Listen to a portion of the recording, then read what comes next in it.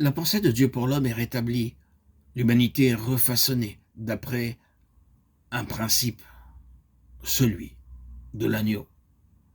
Alors la créature est transformée.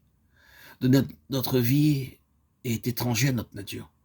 Souvenez-vous que l'expression donner sa vie peut tout aussi bien se traduire par nous devons livrer notre âme pour les frères. 1 Jean 3,16.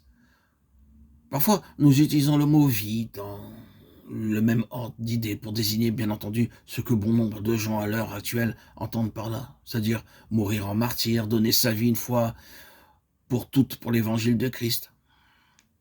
Mais donner sa vie est un acte qui s'étend sur toute une vie, un acte quotidien, un processus qui va à l'encontre de toute notre mentalité, oui, de notre manière d'être, car nous avons vite fait d'être affectés et influencés par ce que pensent les hommes de ce monde.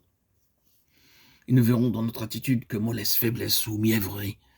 Vous devriez défendre vos droits, vous devriez vous battre pour arriver à vos fins. Ainsi va le monde. Regardez ce qui se passe actuellement sur cette planète et vous aurez tôt fait de voir où cette mentalité nous mène. Mais l'agneau a donné sa vie. Injurier, il supportait et endurait l'injure sans maudire. Semblable à un agneau qu'on mène à la boucherie, à une brebis muette devant ceux qui la tondent. Il n'a point ouvert la bouche. Ésaïe 53,7. Il faut le faire. Cette force ne se trouve pas naturellement en vous ou en moi. Nous ne sommes pas faits de la même étoffe. Vous dites que c'est de la faiblesse. Moi, j'affirme qu'il n'y a aucune force qui lui soit comparable. Vous ne connaîtrez jamais cette force tant que vous n'aurez pas pris position contre ce système organisé qu'est le monde, avec ses jugements de valeur, ses principes, ni tant que vous n'aurez pas appris à nager à contre-courant.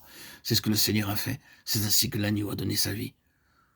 Ordonner à nos sentiments, à ces tempêtes de l'âme, à ces émotions violentes, à ces rancœurs de rester en sourdine, de ne pas remonter à la surface, nous entraîne parfois dans de véritables luttes, surtout lorsque nous avons pesé le pour et le contre et que nous avons calculé la dépense en attendant l'approbation divine. Contemplez l'agneau, suivez l'agneau. Le chemin de l'agneau peut très bien être le chemin de la croix et de la crucifixion continuelle de notre vie naturelle, mais ce chemin aboutit au trône, et le trône n'est pas simplement un emplacement ou un lieu géographique. Ne prenez pas les trônes dont nous parle la Bible au pied de la lettre. Peut-être que cela ne vous intéresse pas du tout d'être assis sur un trône proprement dit. Moi non plus d'ailleurs. Mais parvenir à une position d'autorité spirituelle, porteuse de valeur, de richesse, de prospérité, de dignité, de puissance, d'honneur et de gloire, que l'on peut dispenser tout autour de soi, ce n'est pas à négliger. C'est le trône. C'est l'aboutissement du cheminement suivi par l'agneau. Et c'est le chemin de la croix.